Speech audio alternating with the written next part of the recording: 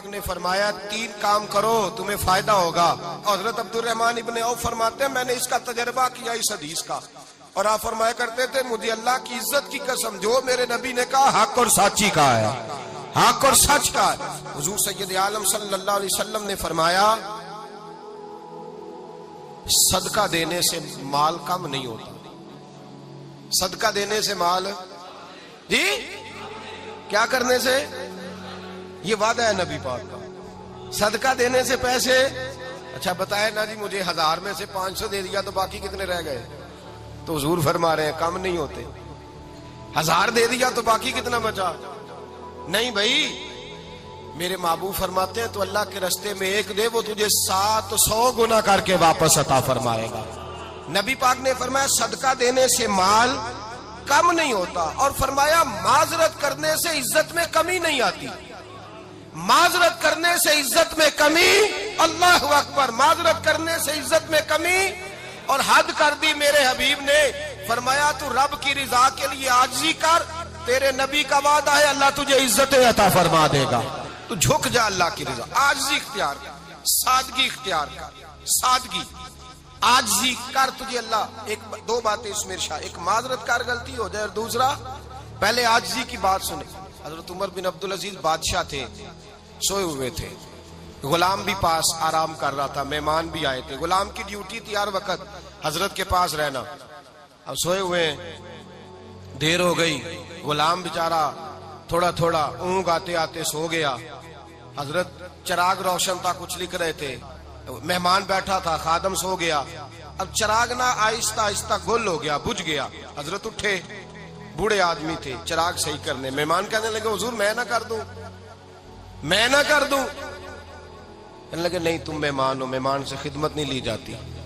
तो उसने कहा गुलाम को जगाइए। फरमाने लगे अभी तो बेचारा सोया है और नींद से बेदार कर दूं। खुद गए, उसमें तेल दोबारा डाला, बत्ती ठीक की, जलाई, वापस आ गए। वो मेहमान, अब बादशाह का मेहमान भी तो को बादशाह ही होगा ना। कहने लगा हुजूर आप अपने काम खुद करते हैं, क्या लफ्ज है, क्या हुस्न है, और 2 जुमलों में क्या तासीर है। आप फरमाने लगे हाँ मैं अपने काम खुद करता हूँ। जब मैं गया था तब भी उमर बिन अब्दुल अजीज ही था, और जब चिराग सही करके वापस आया हूँ तो फिर भी उमर बिन अब्दुल अजीज ही हूँ। मेरे अंदर कोई तब्दीली आई, मैं वही हूँ जो गया था। हजरत सैयदना फारूक आजम रदी अल्लाह ताला अन्हु फरमाते मैं बैठा था, और अभी 3 दिन हुए थे नबी पाक सल्लल्लाहु अलैहि वसल्लम के विसाल ज़ाहिरी को। मैं बैठा हुआ था, 2-3 बच्चियां आ गई, और हजरत अबू बकर सिद्दीक रदी अल्लाह ताला अन्हु के सामने आके बैठ के रोने लगी। जनाब सिद्दीक अकबर रदी अल्लाह ताला अन्हु का बच्चियों रोती क्यों हो? तो कहने लगे आप खलीफा बन गए हैं। जब से हमारे अब्बा का इंतकाल हुआ था हमारा जरिया मुआश ये था कि हमने बकरियां रखी हुई थी, आप रोज आते थे, बकरियों का दूध धोते थे, हम पी भी लेती थी, बेच के गुजारा भी कर लेती। अब आप तो खलीफा बन गए, कौन आया करेगा? तो हजरत अबू बकर सिद्दीक फरमाने लगे तुम्हें पता है जो खलीफा होता है वो तो खादम होता है कौम का, मैं आया करूंगा।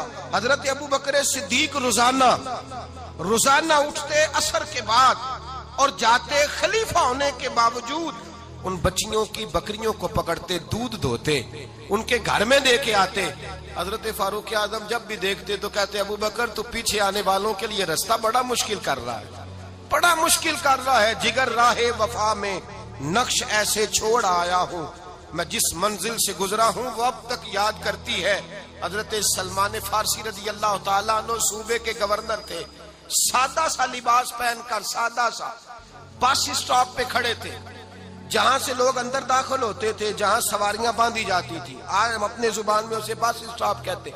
बाहर खड़े थे, कोई मेहमान आ गया किसी का, उसने देखा सादे से कपड़े हैं, खस्ता सी हाली है, उसने समझा कोई कुल्ली है, शायद माजल कोई मुलाजम है। कहने लगा खादम इधर आओ, इधर आओ। आप करीब गए, कहने लगे मेरा सामान उठाओ।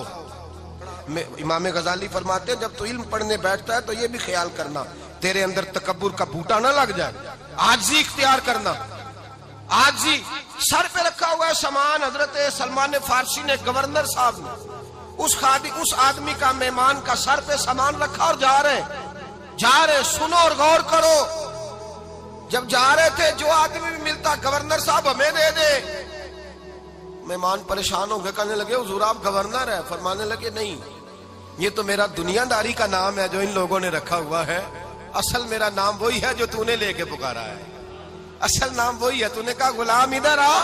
आप फरमाने लगे पहले मैं एक यहूदी का गुलाम था, फिर रब ताला ने फजल किया तो मैं मोहम्मद अरबी का गुलाम हो गया, रसूलुल्लाह का गुलाम हूं, और जब मैं नबी पाक का गुलाम हुआ हूं तो इस सारे सूबे का इमाम हो गया हूं, तो असल तो मैं गुलाम ही हुआ ना। दूसरा मेरे नबी पाक सल्लल्लाहु अलैहि वसल्लम में एक तो आजिज़ी से इज्जत मिलती है, तकब्बुर से इज्जत, वो जो बंदा झिझकता है ना तेरे नेड़े जाने से, तू कहता है मेरी बड़ी इज्जत करता है, वो इज्जत नहीं करता।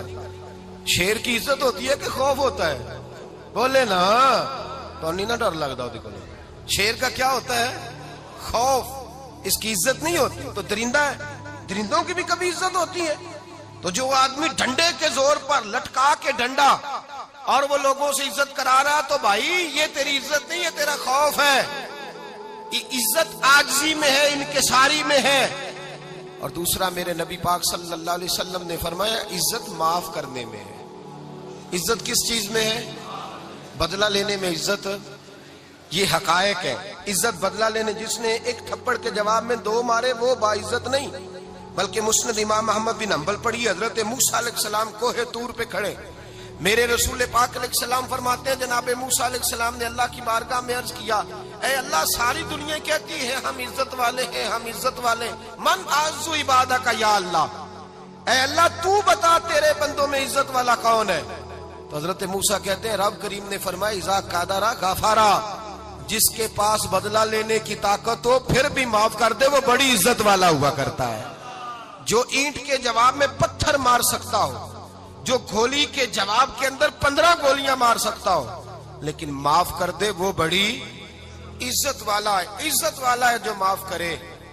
हजरत फखर जहां देलवी बहुत बड़े दरवेश थे, सिलसिला आलिया चिश्तिया का बहुत बड़ा नाम, और इस सूफी के आप हालात पढ़े तो रब करीम ने बड़ा ही नवाजा हुआ था।